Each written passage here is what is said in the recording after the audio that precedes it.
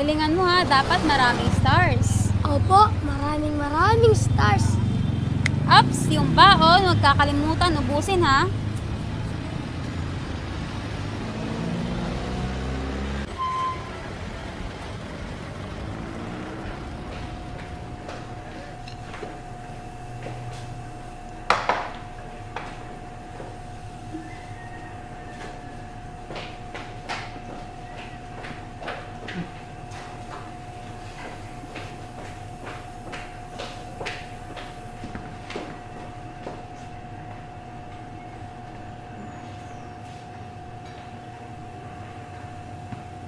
Yaya?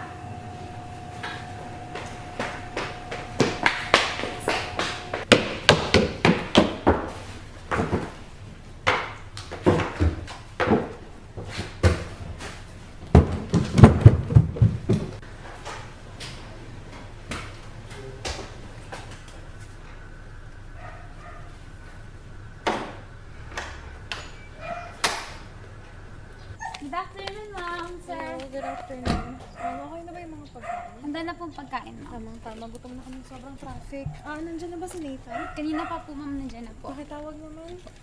Nathan! Andito na ang mami at daddy mo! Yung flight, ha? Sa taas mo. Nathan! Mami! Hello, anak. Kamusta ka naman? Kamusta ka? Okay po. Very good. Kumain ka na ba? Bakit hindi pa siya kumakain? Sasabi lang po sa inyo, ma'am. Ako, talaga tong batang to. Napakalambing mo. Sige na nga. Kaya na tayo. Nakamalisa mo kung masarap yung mga niluto mo ulam, ha? Pinaghandaan ko po yan, ma'am. Salamat. Han, yung flight, asikasuhin mo na yun. Han, alam mo naman ako, di kita i-let down. Mamaya ayusin ko na yan. Ngayong summer, meron tayong gagawin. Ang nakaraan pa natin pinag-uusapan yan. Gagamitin ko na yung credit card para lang ano. Sige. Kumain Mami, mo. may pasalubong ko? Meron anak, pero damihan mo muna yung kain mo, ha. Ito yung favorite mo. Anong gusto mo? Ito o yung spaghetti? Spaghetti. Ang masarap yung luto ni ating Marisa, no?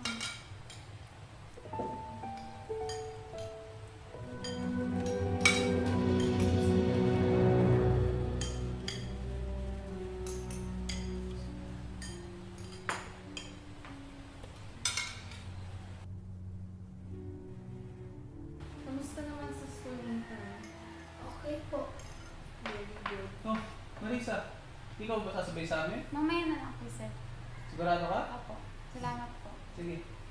Marami ka bang stars? Opo, maraming stars. Ayun, very good. Dahil dyan, may dagdag na pasalubong ang daddy mo. Nandun sa car mamaya. Bibigay niya sa'yo. Basta ubusin mo na yun yung food mo para ibigay ni mami yung pasabitan ko, ha? Very good. Gwapo talaga ng anak ko. Kain ka lang dyan.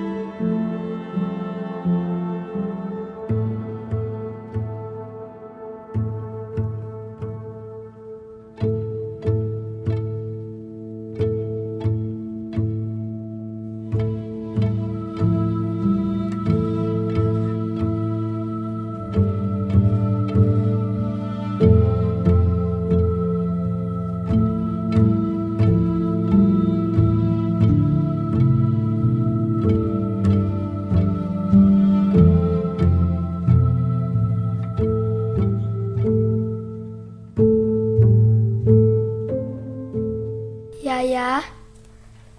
Yaya? Yaya? I want food. Ma'am? Mama Lisa, kailan ka nga huling bumalik? Nung nakaraang linggo po, ma'am, 500 po. Ah, sige. Bale, 1,200 na yung nabali mo. Bawas na Okay. yun dito. Salamat po, ma'am. Sige, you're welcome. Nalaban mo na ba to? Opo, ma'am, nalaban ko na po yan. Kasi parang iba na yung amoy nito. Pakilabahan nga mo na. Ako. Ma'am, papaalam din po sana ako. Magpapadala po ako kay nanay. Pero saglit lang naman po ako, hindi po ako magtatagal. Oh, sige. Pakibilisan na lang at kailangan ko yung red dress. Ah, sige po, ma'am. Salamat po. Sige, ingat ka.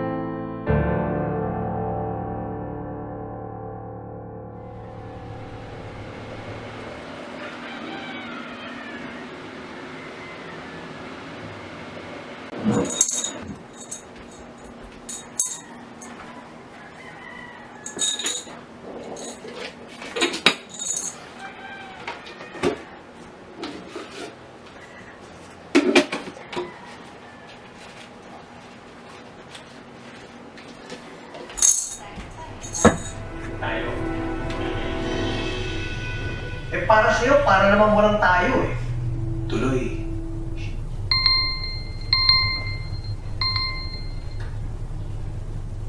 Hello, Nay? Nak, kailangan kasi namin ng pera. Sinugod sa ospital ang tatay mo. Po? Bakit po? Ano pong nangyari kay tatay? Naubos na yung mga gamot niya. Bibili pa lang sana ako ng bago nang biglang atakihin na naman. Naobserbahan naman na siya kanina. Kumusta naman po yung lagay niya? Ano pong sabi ng doktor?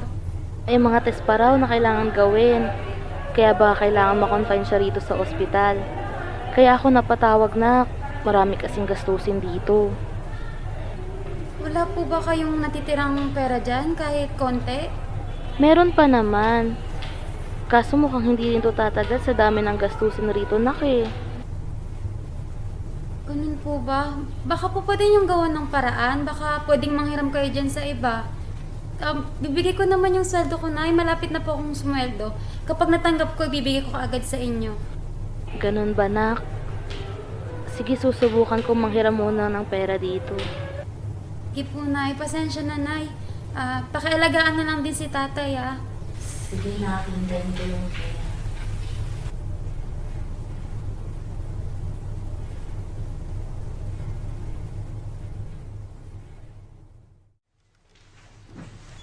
Alright. Okay. We'll get back to you, Mr. Torres, ha? Alright. Thank you so much. Yes? Wait. Han, pa ko naman yung ballpen ko. Nandun lang sa may table. Sige. Sige, thank you. Ano yun? Ma'am, pwede po yung makaupo. Sure. Bakit? Para saan? Ma'am, pwede po po ba makuha yung kalahati ng sahod ko? Kalahati ng sahod mo? Bakit? Kasi po, inatake po ng high blood kanina si tatay. Ano? Sinugod po siya sa ospital kanina. Hindi po kasi napainom ng gamot kasi wala na maipapainom. Kumusta na siya? Ayos naman po pero naobserbahan pa rin ng mga doktor. Naku, sana maging okay siya. Pero yung kalahati ng sahod mo, Marisa, bukas ko pa maibibigay. Mga pag-uwi namin galing sa trabaho ni Arturo. Okay lang ba yun? Ayos na po. Sige, sana maging okay siya. Pero ito-try ko ng mas maaga para maipadala mo kagad sa nanay mo. Ha? Apo, salamat po. Sana maging okay yung tatay mo. Sige, dito muna ako, ha?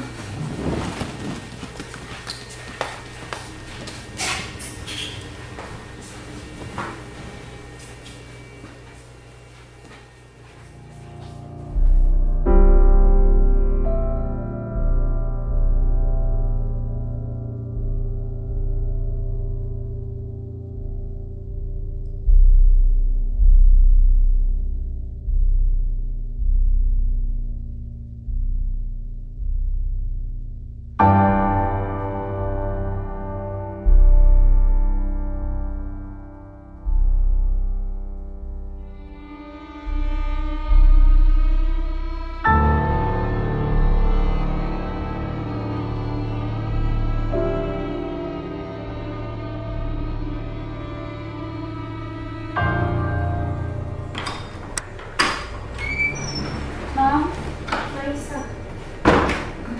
Ito na nga pala yung binabali mong kalahati ng sahod mo. Pasensya ka na. Medyo na kaya. Salamat po, Sobrang ma'am. traffic kasi. Salamat po lang po. No problem. Sige.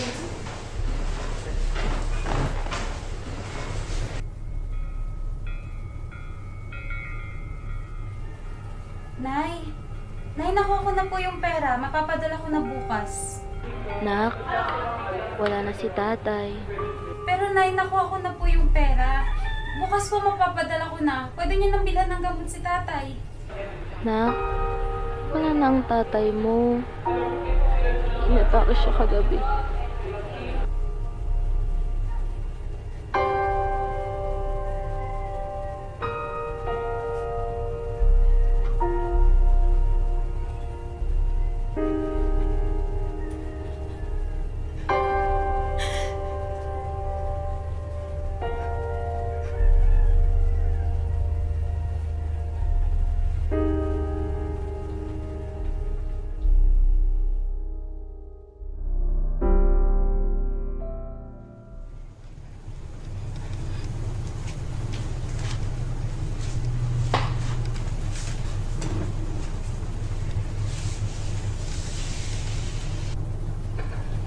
Tamang-tama, Marisa. Paalis na kami ni Arturo, ha? Yung mga bigay ko sa'yo mong kakalimutan. Yung pagkain ni Nathan, lalo na yun, ha? Huwag na mong kakalimutan. Pero parang namumula ka. Tsaka parang namumula ko yung mata mo. Ano nangyari? Bakit? Bakit ka umiiyak? Oh my God. I'm so sorry to hear that. Arturo.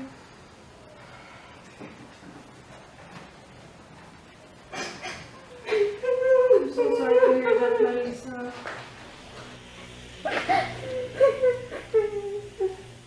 Oh my God, Marisa.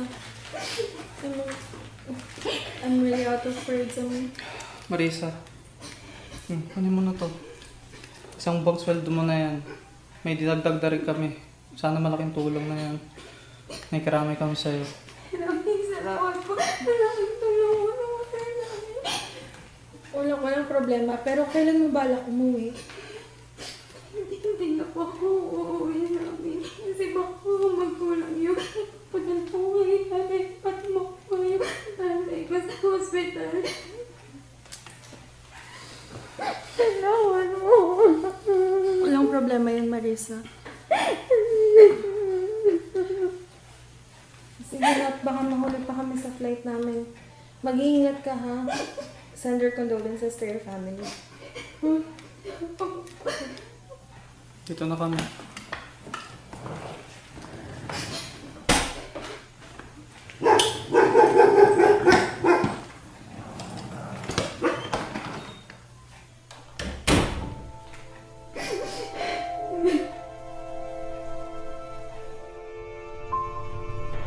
Anak, kulang pa ang pera na pinadala mo. Hindi ito aabot sa pagpapalaging ng tatay mo. Pero Nay, yun lang po ang nakaya ko. Wala na akong may papadala. Buo na ang sweldo ko at nakapagbigay na din ng tulong ng amo ko. Paano naman namin maiuwi dito ang bangkay ng tatay mo? Lahat ng pera na ipadala mo, kulang pa sa pambayad ng utang.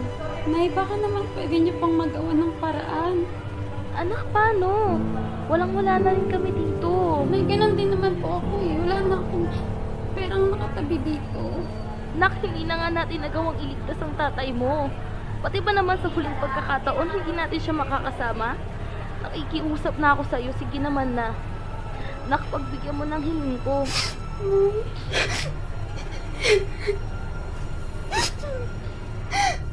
Sige po, nagawa po ko ng maraan.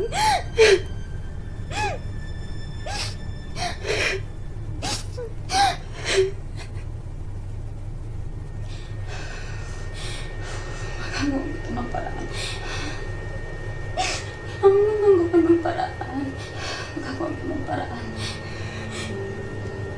Si Ma'am Jennifer.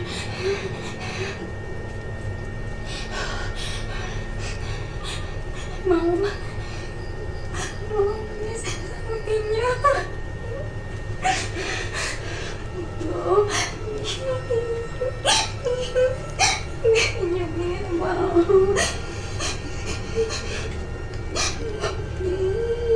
Sagutin niyo. Huwag ko natulog. Please.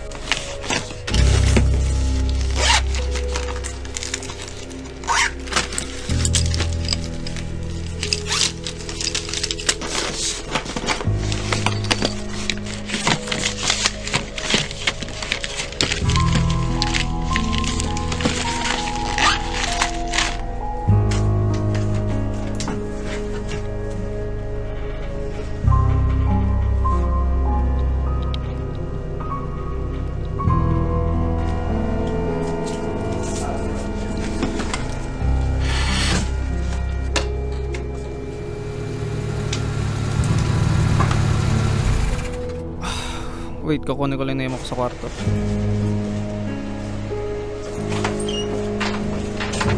Marisa! Ano yan?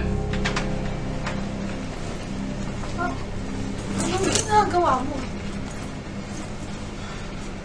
Nasaan yung sobre ko dito? Nasaan? Tang na ka. Alam mo, pinaghirapan namin lahat ng to. Tapos kukunin mo ng ganun-ganun lang. Hindi ko to palalampasin. Didemanda kita. Sir, wala ka maginawa. Huwag magdemanda. Hindi mo po ginadya. Kailangan na po ng pamilya ko.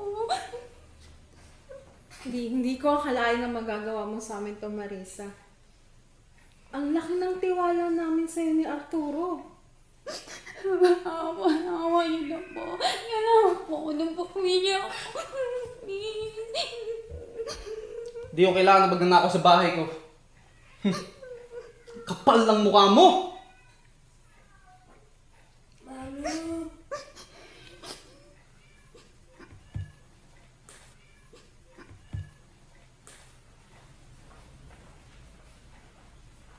Malis ka na.